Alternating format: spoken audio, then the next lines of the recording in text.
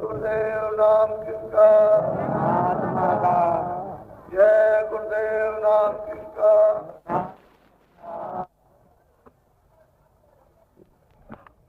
गुरु का ध्यान 28 मार्च 1994 सूर्य को प्रणाम करता सुबह का सत्संग सुन।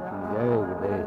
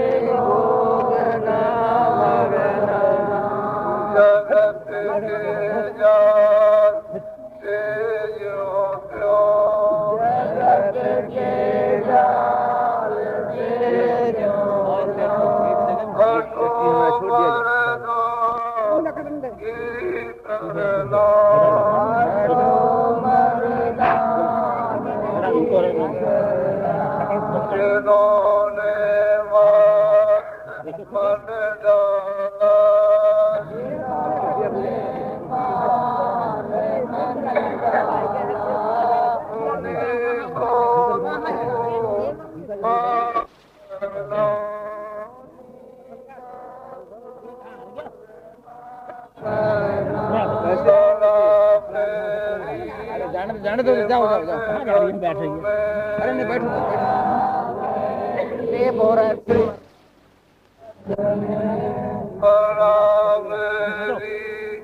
के मन घटू में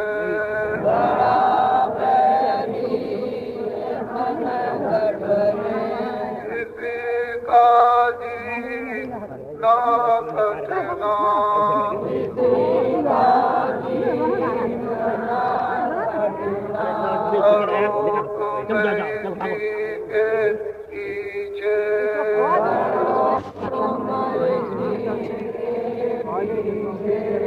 और कभी यतन तजना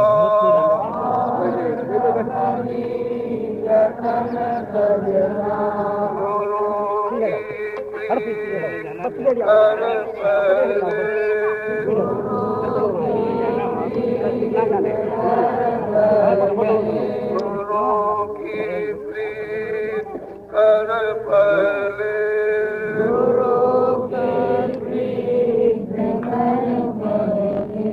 और घट सा को सुनना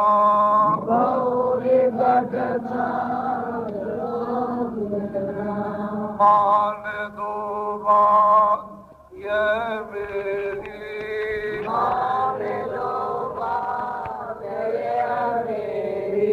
करे मत और कुछ जतना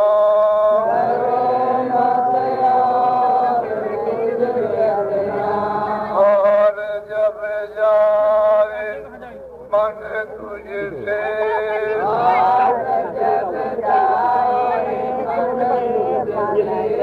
चढ़ा दे तो ओ गगना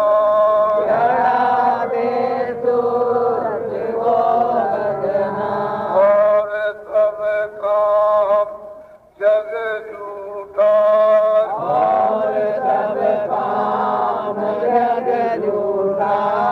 त्याग दे इसी ओ गगना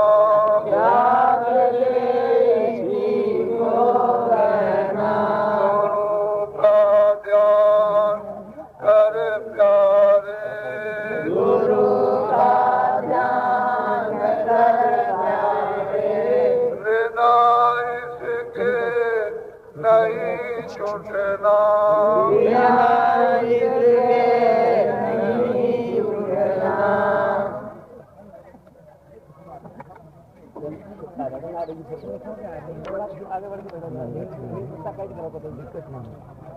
ये अवसर जो मार्ग से मिला ये वास्तव में लोगों को मिला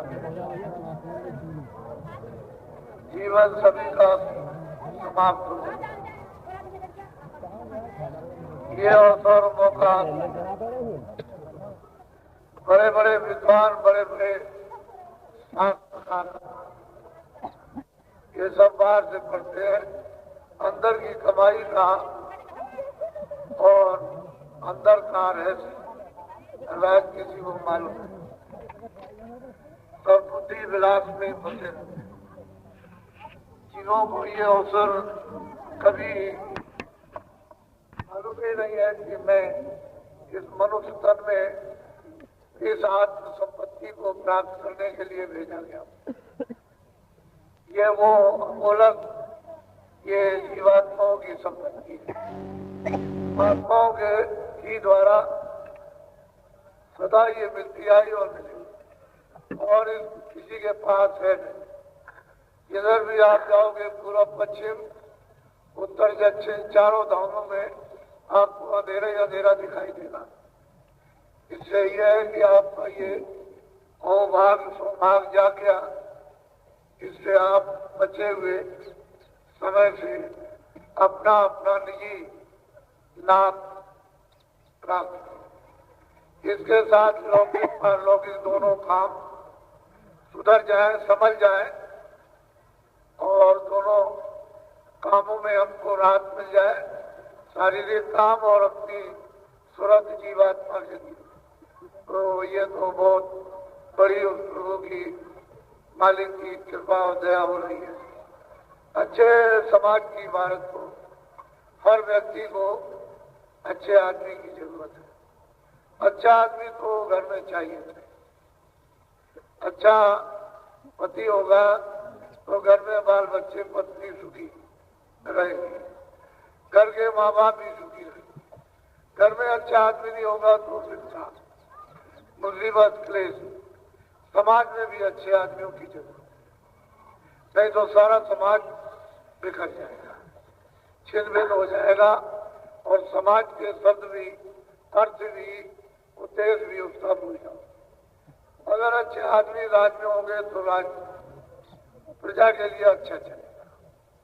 अच्छे आध्यात्मिकवादी धर्म में होंगे तो सारी मानव आत्माओं को बांध के रखेगा और सबका मानव शरीर में एक ही उद्देश्य एक ही लक्ष्य है उनकी प्राप्ति के लिए तो ये भिन्न भिन्न चीजें नहीं जो आज देश में मानव को भिन्न भिन्न के वर्ग संकीर्ण था वह मनुष्य था वे जो पैदा कर दिया गया है ये उस आत्म विद्या में कुछ नहीं ये सब चीजें काम क्रोध लोभ मोह ये अहंकार तृष्णा ये तमाम मतलब संकीर्ण विचारधारा सब यहीं पर छोड़ना पड़ता तभी ये जीवात्मा जगेगी नहीं तो ऐसी संकीर्ण विचारधाराएं, काम, क्रोध, लोभ, मोह, अहंकार, ये अगर सवार रहेंगे आप पर तो आप क्या जीवात्मा के लिए क्या कर सकते?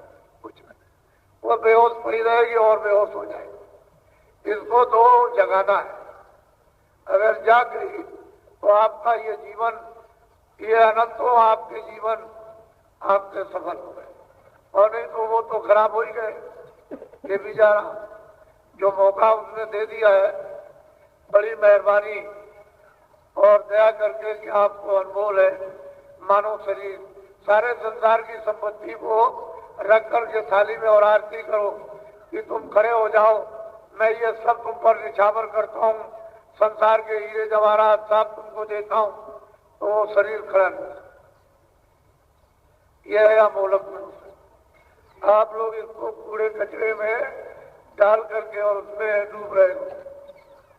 ऐसे उत्तम मानव शरीर को उसने आपको शुद्ध बुद्धि, मन है, पवित्र है, चित्त है, अंतःकरण, एक मकान साफ सुथरा करके दे दिया। लो, जिसमें किसी प्रकार का भी बोध, यानी मतलब यह है कि अज्ञान का, छल का, कपट का, फरेब का, धोखेधड़ी का नहीं था, शुद्ध साफ था। आप इसी को किसी महात्मा को थोड़े दिन के लिए दे देते तो जल्दी से जल्दी तुम्हारी जीवात्मा को जगा देता और जल्दी से जल्दी निकल जाती। जैसे ये दुनिया, ये शहर बाजार और जंगल देखते हो, तो बहुत बड़ी बड़ी दुनिया है, बड़े बड़े संसार, बड़े बड़े लोग हैं। ये तो जड़ लोग हैं, वो चेतन है। इधर अंधकार, उधर अंधकार, इधर मलमूत्र है, उधर ये सब कोई झंझट झगड़ा नहीं, ये विवाद है तमाम, उधर कोई विवाद नहीं। उधर तो चलो तो आनंद दिया, आंखों के ऊपर में खुले हुए मैदान, खुली हुई सृष्टि, खुली हुई रचना और खुले हुए लोग। उधर अंधकार का क्या काम? लेकिन जब तुम बंद हो और गेट फाटक लगा हुआ तो क्या करो? अब ये तो खोलने वाला ही खोलेगा, जिसके पास चाबी होगी वो खोलेगा, चाबी नहीं रहेगी तो ये दरवाजा नहीं खुलेगा। जीवात्माएं इस मनुष्य तन में तो बंद है ही, लेकिन जो आप करोगे अच्छे बुरे काम, जब उसकी सजा मिलेगी तो हैवान तन में, पशु पंछी तन में आप बंद कर दीजिए तो आपको वो सजा मिलेगी, अपने ये किए हुए कर्म का भोग। ये मनुष्य शरीर मिला है कर्म करने, वो शरीर मिलेगा भोगने के लिए। जमीन आसमान का अंतर, जो शरीर कर्म करने के लिए मिला है, इसी कर्म से भगवान को आप प्राप्त कर सकते। और नहीं आपने समझा तो फिर मतलब यह है कि कर्म करोगे उसकी सजा, वो भोग्यो नहीं है, ये कर सकते। अब इसमें भी वो जैसे प्रारब्ध कर्म रखे गए, इसमें भी जानबूझकर वो भोगते हो, पशुओं की तरह से चिल्लाते हो, फिर भी तुम्हारी कोई भी मदद सहायता नहीं करता, तो उसमें तो बोलचाल समझ ही नहीं सकते, उसमें तो सहायता हो नहीं सकती। तो इसलिए महात्माओं की भी जरूरत है। अब इस समय पर सब बिखर गए, बुद्धि बिखर गई, मन बिखर गया, चित्त बिखर गया, काम, क्रोध, लोभ, मोह, अहंकार सिर पर सवार, सब एक काल सवार हो गया। वो तो चाहता है कि सबकी एक दूसरे की जान ले, किसी को नहीं। लेकिन ये टूटे हुए दिल, बिखरे हुए हृदय, इनको कौन जोड़ सकता है?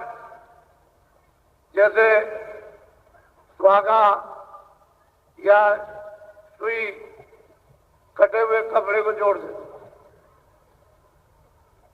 और टुकड़े टुकड़े उसको सुहागा जोड़, और महात्मा टूटे हुए दिल को जोड़ेंगे, दूसरा और कोई नहीं। अबे दुष्ट का काम है तोड़ देना, महापुरुषों का काम छोड़ देना, कतरनी का काम है काट देना, कुलाली का काम फिर वो जुड़ता नहीं है, महात्मा जोड़ देते, टूटे हुए दिलों को जोड़ते हैं, उनका यही काम। वो तो मनुष्य मानो इंसान है, उनमें रूह है, जीवात्मा, वो तो वो काम करते हैं। और आप लोग ये सब तो जो देख रहे हो, इसमें अच्छे लोगों की जरूरत है। आप लोग थोड़ी सी शारीरिक मेहनत करो तो अच्छे लोग तैयार कर दिए जाए, अच्छा समाज, उसी अच्छे लोगों में, अच्छे समाज में ही सुख मिलेगा। शांति मिलेगी, आराम मिलेगा। अच्छे समाज में ही एक दूसरे की मदद हो। कुछ लोगों ने बताया कि फतेहपुर में कोई कांड हुआ था, तो वही लोग जानेंगे। लेकिन जब गिरफ्तारी हुई, बहुतों को गिरफ्तार कर लिया, तो उनमें से लोगों ने कहा कि मैं तो बाबा जय गुरुदेव का हूं। अच्छा ठहर जाओ, मैं आपको छोड़ देता हूं। तो उनको छोड़ दिया। उनमें से भी यहाँ लोग आए हुए। कहने का तात्पर्य है कि अच्छे समाज को, अच्छे लोगों को समझाए, और अच्छे समाज, अच्छे लोग की सब कल्पना करते। लेकिन ऐसे कहां से मिल जाए अच्छे आदमी? अच्छा समाज कहां से मिलेगा? वो तो 20 बरस अच्छे आदमी बनाने में, अच्छा समाज बनाने में लगता। वो ये थोड़ी के रातों रात में अच्छा आदमी बन गया और अच्छा समाज बन गया, देर लगती। जो मकान टूटा फूटा पड़ा हो, कूड़ा कचरा उसमें भरा, उसके सफाई करने के लिए थोड़ा समय चाहिए, तब जाकर के वो कूड़ा कचरा हटाया जा सकता, फिर उसकी मरम्मत की जा सकती। तो दिल टूट गए, आंखें खराब हो गई, कान खराब, पानी खराब हो गई, बुद्धि खराब हो गई, मन खराब, चित्त खराब, मकान खराब हो गया। मनुष्य रूपी अनमोल मकान बिल्कुल एकदम, इसमें से दुर्गंध निकलती है। तो इसकी सफाई के लिए कुछ टाइम पड़ा, फिर वे इसमें अच्छी मरम्मत करके अच्छी अच्छी चीजें इसमें भरी जाती हैं, तब तो वो आपके काम आएगी, तब आपकी इज्जत करेंगी, सेवा करेंगी, फिर मतलब मान सम्मान होगा, फिर वो आपके जरूरत पड़ने पर काम आएंगे हर तरह से। ऐसे समाज और ऐसे आदमी बनाए जाते। कौन बनाता है? कोई रामायण गीता और भागवत वेद पुराण पुराण नहीं, वो जो उनमें लिखा है वो महापुरुष बताते, उसमें यही लिखा है कि महापुरुष बनाते, ये लिखा हुआ है उन्हीं में। लेकिन आप नहीं, अंधा गुरु और बहरा चेला, ये भी उसी में लिखा है। वो नर्क में ठेलम ठेला, ये भी उसी में लिखा हुआ। तो ये कहा गया कि भाई गुरुबिन भवनित करे न कोई, जो विरंज शंकर सब कैसे जा सकते? और गुरु की महिमा आप जानते हैं। गुरु कोई हाड़मात हो, गुरु कोई मतलब है कि रामायण गीता और भागवत वेद पुराण नहीं। गुरु कहते हैं जो आत्मा जगाते, और अंदर में जो अंधकार है उसमें प्रकाश, और नाम के साथ जोड़ दे उसका नाम। और आप समझते हो, चलो हार मास, चलो दाढ़ी होगी, बाल होंगे, कपड़े होंगे, बहुत साथ सामान होगा और सोना चांदी, उसको गुरु कहते हैं। इसका नाम गुरु है। गुरु तो ज्ञान, उस चेतनता को, उस परम शक्ति को, उसको कहते हैं गुरु, जो अंधकार को मिटा करके और प्रकाश में जीवात्मा को खड़ा करके, धोकर साफ करके और उसको उससे प्रभु से मिला दे, उसका नाम है। तो आप ऐसे गुरुओं की उन्हीं किताबों में लिखा हुआ है कि भाई ढूंढो और तलाश करो, कहीं ना कहीं जरूर मिल जाएंगे। लेकिन अब तुम्हारे पास इतना समय नहीं, क्यों कि क्लेशबाजी में तुम्हारा पैर बांध दिया गया, तो अब बस क्लेश करते हो, और क्लेश में घर तबाह, तो चारों तरफ से तबाही मची। अब अगर कहीं सुकून और शांति लोगों को मिलेगी, तो वकील और महात्माओं के निकट कदमों में पहुंचकर दूसरी जगह और कहीं कुछ। आप देख रहे हो इतने आदमियों को कौन क्या व्यवस्था कर रहा है, कुछ सब एक तरह से अपने आप चला। जब उस वायुमंडल में आ गए तो सब अपने आप कार्यक्रम होता रहता है, और आप अनुभव करते हो कि शांति। तो जब महात्मा कोई दया कृपा कर दे तो बड़ी नियामत, बहुत बड़ी दौलत दे दे, तो बुद्धि का भी तो जागरण होता है, मन का भी जागरण है, चित्त का भी जागरण है, और अंतःकरण की सफाई होती है। तो जीवात्मा सो रही है, बेहोश है, उसको भी तो जगाया जाता है, बगैर उसके कैसे काम? तो अभी हमारा मन, हमारी बुद्धि, हमारा चित्त है, हमारी इंद्रियां इस तरह से अचेत और गंदी दुर्गंध में लिपटी हुई है कि बगैर महात्माओं के इनकी सफाई कौन करेगा, किसके पास है? इस तरह से अच्छे समाज और अच्छे व्यक्ति। अब की जब दौड़ा होगा, जितने लोग यहाँ आए हुए हो, जब आपके जिले में कहीं भी दौड़ा हो तो आप सब पूरी कोशिश करो, यानी ये सेवा करो कि लोगों को चाहे जितने भी खराब हो, चाहे जितने भी वो मतलब दुराचारी और पापी, उनको सामने ले आओ। जब वो सामने ले आओगे तो तुमको ये मालूम होगा कि यहाँ कोई घृणा नहीं है। बुराई से तो घृणा जरूर है, लेकिन आदमी से और उस आत्मा से जो मनुष्य अनमोल तन में थोड़े समय के लिए उससे घृणा नहीं है, तो बुराई दूर हो जाए, तुम अच्छे आदमी बन जाओ, अच्छे बन जाओ, जो विकार दूर हो जाए। तो उनको जरा सा समझा बुझा के लाओ, तो यहाँ आकर के जब उनको घूंट मिलेगा पीने के लिए, तब फिर देखना आप फिर वो क्या करते हैं। उनके लाने पर, उनके बदलने पर फिर वो कितना नाम होता है, कितना जज और कीर्ति उनकी भी होती है, उनकी भी। तो एक वसीला, एक जरिया इस मनुष्य यदि तन में जीवात्मा को जगाने का, कि ये एक नौका है, एक मतलब ये है कि ढांचा है, इसको ले जाकर जब किसी महात्मा के पास पहुंचोगे तभी तो कुछ काम करेगा, नहीं ऐसे कैसे करेगा, उसका एक तरीका होता है। तो आप लोग पूरी मेहनत करके, बच्चे बच्ची जो लोग भी हो, हिंदू मुसलमान सिख ईसाई, छोटे बड़े अमीर गरीब, कोई भी हो, उससे का आदमी होना चाहिए, आप उनको मान जाओ। तो उनका जो सोया हुआ भाग उसमें कुछ शामिल करके और जगा लिया जाए, कुछ संस्कार उनमें जगा कर डाल दिया जाए। वही संस्कार जो जमीन में पड़ जाएंगे वो धीरे से वो मतलब ये नमी पा करके फिर पौधा निकले, बीज जम जाएगा, कल्ला फोड़ देगा। फिर देखो आप कैसे नहीं अच्छा समाज बनेगा, अच्छे आदमी कैसे बनेगा। अरे भाई आप ही तो वही थे, पहले जब कोई नहीं था तब भी आप वही थे, लेकिन आप जब निकट में आए तो अच्छे बने। अब एक अच्छा समाज, उसका मतलब ये कि निर्माण एक अच्छे समाज की स्थापना तो होनी चाहिए।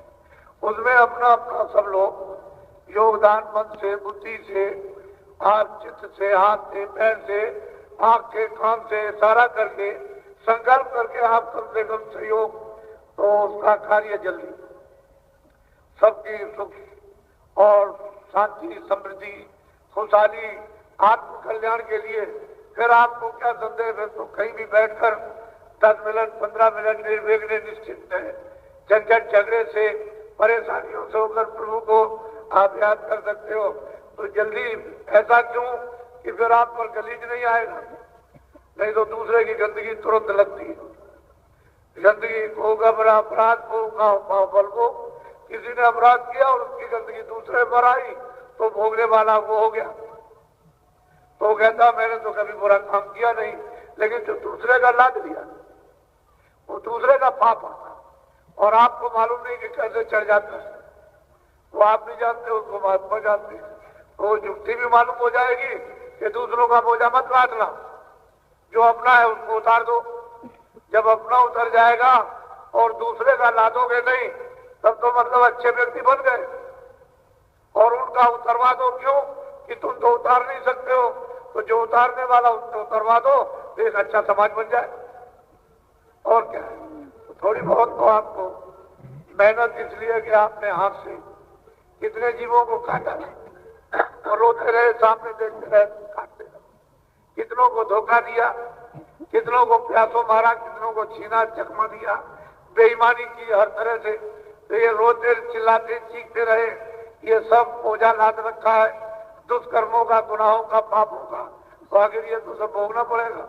तो वो क्या है, महात्मा किसी तरह से हाथ से सेवा लेके, आंख से सेवा लेके, कान से सेवा लेके, वाणी से सेवा लेकर, मन से सेवा लेकर के और चित्त से सेवा लेकर के हाथ पैर लगवा कर इसको साफ कर देती जल्दी से जल्दी, तो तुम शुद्ध साफ हो जाओ, अच्छे आदमी बन जाते। लोग कहते हैं बहुत अच्छा, पहले तो बुरा काम करता था, न मालूम क्या करता था, देखो कितना अच्छा हो गया कि दूसरों के दुख को देख करके द्रवित हो जाता है और उनकी मदद करता है। इसी तरह से एक अच्छा समाज, यानी कई आदमियों का एक समाज बन जाता है। जब मिल गए तो समाज बन गया। पहले अकेला था तो एक अच्छा, फिर बहुत मिल गए तो अच्छा समाज हो गया। ऐसी तरह से कार्य सृष्टि में वो उधर से कह रहे हैं जब भगवान की सृष्टि तो सब ये मेरा पसारा किया हुआ है, आपको जितनी मदद चाहिए उतनी मदद कर दें, इनको ठीक कर दीजिए। तो हमने कहा भाई ये तो काम आपका है, अपना काम गुरु महाराज ने ये नहीं पढ़ा, अपना काम तो है सबको राहत, सबको आराम मिले, अपना काम जुलुम जालिम कर दी, ये सब काम अपना करो कराओ, अपने बस की बात नहीं है।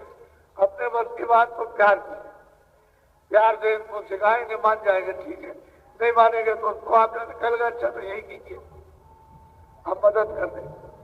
तो असल में सब लोग चाहते हैं कि सृष्टि बिगड़ गई,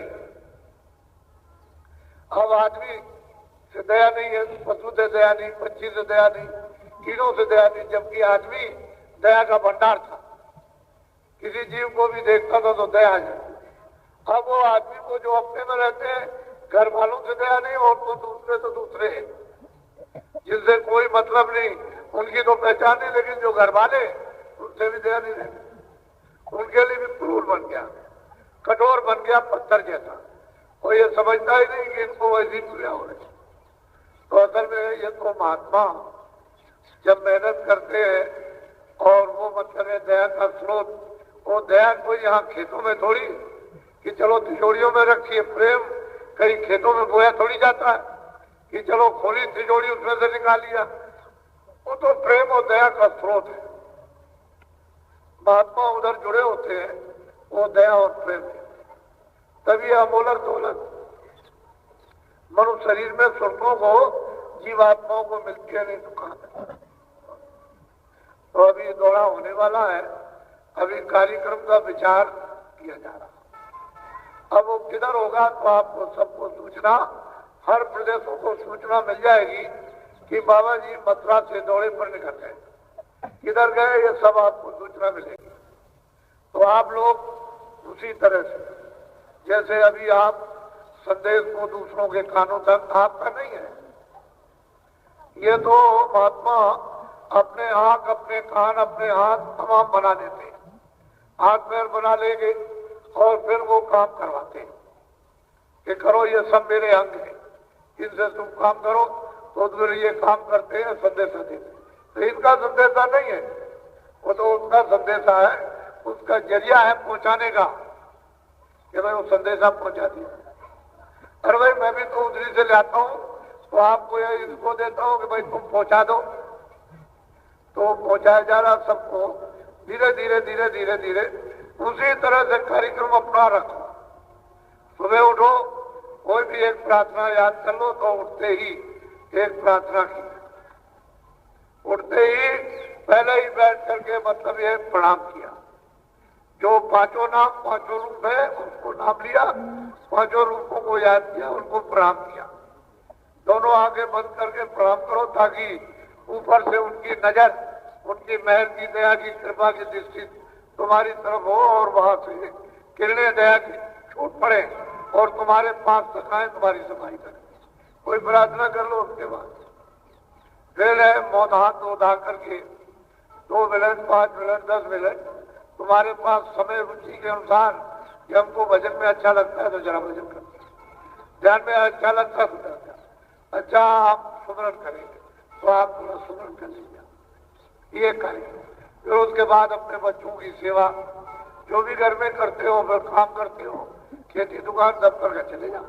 कभी मौका आपको मिल गया वहीं खेती पर या कहीं भी, तो आप 2 मिनट, 5 मिनट, 1 मिनट कभी ध्यान कर लिया, कभी सुमरण नहीं कर लिया। तो सुमरण हर वक्त माला तो ही नहीं होता, जब थोड़ा बहुत आप ठीक से सुमरण पका लोगे तो बगैर माले के अंत में बगैर माले के होता है। माला तो एक आदत डालने के लिए आपको दी गई, जब आदत पड़ जाएगी, सुमरण पक जाएगा, तो किसी को मालूम क्या ऐसे बैठ के क्या कर रहे हैं, तो आपने सुमरण कर लिया, 2 मिनट कर लिया, 4 मिनट, आपका ख्याल और ध्यान उस तरफ को बराबर धीरे से, तो इससे क्या हो जाएगा कि ये घाट बन जाएगा, ये दोनों आंखों के बीचों बीच ये अंतर की आंख का दरवाजा है, घाट। मन मथुरा दिल द्वारका काया काशी जात। कहते हैं ये काया काशी है। और दसों देह का देरा, यानी दसों इंद्रियों के दरवाजों के मध्य में, दोनों आंखों के बीचों बीच में वो जीवात्मा बैठी है, वो सूरज बैठी है। तो मन मथुरा दिल द्वारका काया काशी जान, और दसों देह का देरा तामे जोत पहचान। वो तो ये घाट जब खुलेगा दोनों आंखों के मध्य भाग का, और आंख खुल जाएगी तीसरी, तब दिखाई देगा। ऐसे वो तो जैसे अंधे को आंख दे दी है तो आंख खुलती है तो देखता बाहर। ऐसे ही अंदर की जब आंख तीसरी जब खुलती है, सूरज की आंख मतलब देखती है वो, फिर देखती है कि ये तो हमने कभी देखा नहीं था। तो कितने युग और कितने कल्प हो गए वो तो सब भूल गए। सब उसका आनंद, उसकी सुंदरता, खूबसूरती, उसकी मतलब यह है कि पहुंच, उसकी रचना, उनके रंगों की सब रूप रंग रेखा नाम सब भूल गए। और जब ये आंख खुलेगी तो सब एकदम स्मरण होता चला जाएगा कि हमने देखा था, ये पहले देखा था, ये पहले देखा था, ये पहले सब जुग जुगान की ज्ञान। और जिस युग में जो भी कर्म किया वो सब वहां दिखाई देता है। किसी युग में भी, चाहे सतयुग हो, चाहे त्रेता हो, द्वापर हो, कोई भी युग हो, उसमें जो किया वो सब वहां। किस योनि में रहे, पशु योनि में, पंछी योनि में, कीड़े की योनि में, क्या क्या आपको दंड मिला, ये सब वहां मालूम होता है। वो कोई चीज वहां छुपी नहीं रहती।